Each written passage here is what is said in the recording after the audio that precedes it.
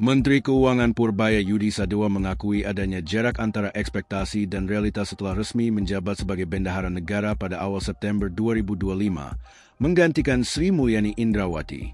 Ia mengungkapkan, pada awal masa jabatan, dirinya sempat optimistis bahwa perubahan kebijakan yang ditempuh akan cepat memperbaiki kondisi ekonomi nasional.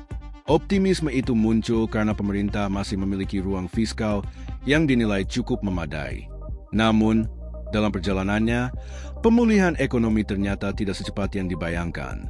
Purbaya menilai, kondisi ekonomi pada Agustus-September 2025 sempat berada di level yang sangat rendah, sehingga berpotensi mengganggu stabilitas sosial dan politik jika tidak segera dibalik. Ia menjelaskan, tekanan ekonomi kala itu muncul bersamaan dengan dinamika sosial. Gelombang demonstrasi yang sempat memanas di akhir Agustus 2025 mulai mereda, tetapi dampaknya terhadap aktivitas ekonomi dan kehidupan masyarakat masih terasa. Menurut Purbaya, perlambatan ekonomi tidak sepenuhnya disebabkan oleh sektor perbankan.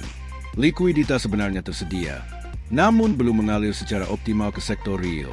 Ia menyebut, perbankan memiliki dana yang cukup, tetapi penyalurannya ke sektor produktif belum maksimal. Di awal masa jabatannya, Purbaya sempat memperkirakan pemulihan akan mulai terlihat hanya dalam hitungan minggu setelah kebijakan digulirkan. Namun realitas di lapangan menunjukkan adanya berbagai hambatan yang memperlambat proses tersebut.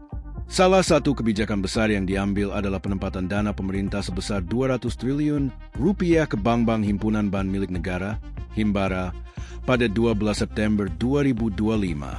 Rinciannya, masing-masing 55 triliun rupiah ditempatkan di Bank Mandiri, Bank Negara Indonesia, dan Bank Rakyat Indonesia. Sementara Bank Tabungan Negara menerima 25 triliun rupiah, dan Bank Syariah Indonesia memperoleh 10 triliun rupiah. Selain itu, Purbaya menilai adanya tantangan dalam penyelarasan kebijakan fiskal dan moneter. Pengetatan moneter dinilai membuat pemulihan ekonomi tidak sekuat perkiraan, terutama pada kuartal 4 2025. Hal ini berdampak pada lambatnya transmisi kebijakan ke sektor real.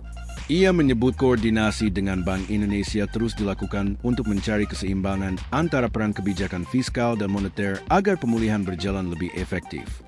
Menurutnya, kondisi pasar saat ini sudah bergerak ke arah yang lebih aman, dengan sinyal pemulihan paling cepat terlihat di pasar keuangan, khususnya pasar modal dan obligasi.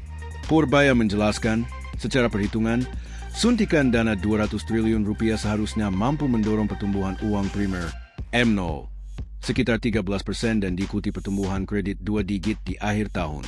Namun, ia mengakui proses penyerapan berjalan lebih lambat dari perkiraan, diduga akibat miskomunikasi dan sinyal kebijakan yang tidak langsung direspons oleh pelaku perbankan.